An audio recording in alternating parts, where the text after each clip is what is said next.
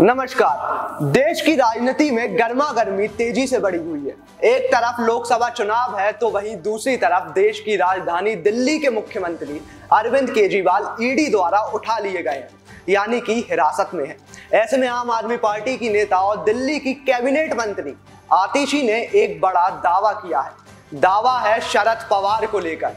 आतिशी ने कहा कि आज तक ईडी को आबकारी मामले में मनी ट्रेल से संबंधित एक भी पैसा नहीं मिला है। ये बात सुप्रीम कोर्ट ने भी ईडी से पूछी है और आदेश में लिखा है। उन्होंने आगे कहा कि ये पूरा मामला एक आदमी के झूठे बयानों पर खड़ा किया गया है और वह है शरद पवार रेड्डी। उनकी कई कंपनियां हैं, मुख्य कंपनी अरविंदो फार्मा है। आतिशी ने आगे कहा कि शरद चंद्र रेड्डी ने भी दिल्ली में शराब की दुकानों का टेंडर लिया था। ईडी ने उन्हें आबकारी मामले में उनकी गिरफ्तारी कर ली, मगर इन्होंने ईडी के सामने कहा कि वह अरविंद केजरीवाल से कभी नहीं मिले और ना ही उनसे बात की है। इसके अगले दिन 10 नवंबर 2022 को इन्हें गिरफ्तार कर लिया गया, मगर इन्होंने 4.5 करोड़ के इलेक्टोरल बॉन्ड आबकारी नीति बनने के दौरान भाजपा को दिए हैं। रेड्डी को लेकर आतिशी ने यह भी कहा है कि भाजपा राष्ट्रीय अध्यक्ष जेपी नड्डा को भी गिरफ्तार करना चाहिए। लेकिन अब तक बात उठती है कि ये शरद रेड्डी कौन है, जिनको लेकर आम आदमी पार्टी इतने बड़े बड़े दावे कर रही है। आपको बता दें कि शरद रेड्डी पी शरद चंद्र रेड्डी अरविंदो फार्मा के एमडी हैं। एमडी यानी मैनेजिंग डायरेक्टर हैं। शरद चंद्र अरविंदो फार्मा के फाउंडर पीवी राम प्रसाद रेड्डी के बेटे हैं और अब कंपनी की कमान संभालते हैं। फार्मा के साथ साथ वो शराब कारोबार से भी जुड़े हैं।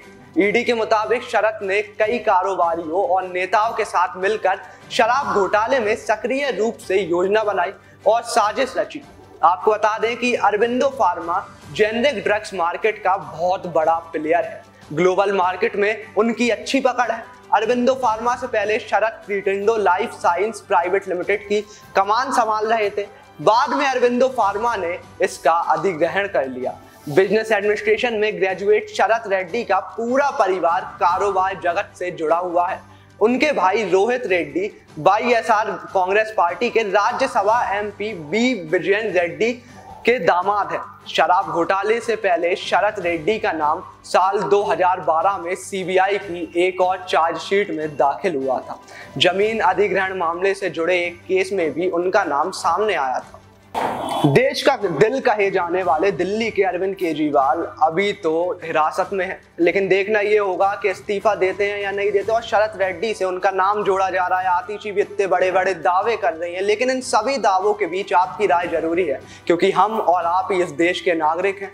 हम और आप ही वोट देते हैं जब भी दिल्ली की गद्दी पे या फिर प्रधानमंत्री की गद्दी पे कोई बैठ पाता है। अब इस पर आपकी क्या राय हमें कमेंट बॉक्स में जरूर बताएं। जब तक के लिए मैं सजल कैमरा पर्सन वसीम के साथ भी हुआ।